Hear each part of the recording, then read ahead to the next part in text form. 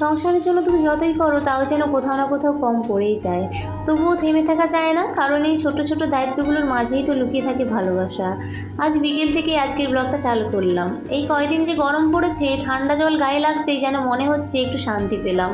দুবার স্নান করেও যেন মনে হচ্ছে মন ভরছে না আমার। সত্যি এত গরম পড়েছে কি আর বলি তোমাদের।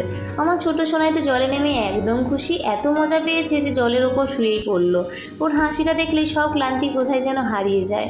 এই গরমে আমি প্রতিদিন সোনাইকে টক দই খাওয়ানোর চেষ্টা করি, আজও খাওয়াচ্ছি। এত গরম পড়েছে যে ঘর থেকে বের হতে ইচ্ছেই হচ্ছে না, আবার বাড়ির ভেতরেও থাকা যাচ্ছে না। কী যে করি সত্যিই ভাবতেই পারছি না। এখন বিকেল 5-6টা বাজে, দেখো তোমরা কেমন রোদ, যেন মনে হচ্ছে দুপুরের রোদ। এতটাই গরম আমাদের এখানে কি আর বলি।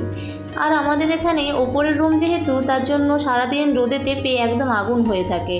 দুটো কুলার ফ্যান চলছে, তবুও যেন গরম কমছে না, গায়ে ঠিকমতো বাতাসই লাগছে না। আর আমি এদিকে জামা কাপড় ধুয়ে নিলাম, খাওয়ার জলও ভরে রাখলাম। সংসারের কাজ তো আর থেমে থাকে না।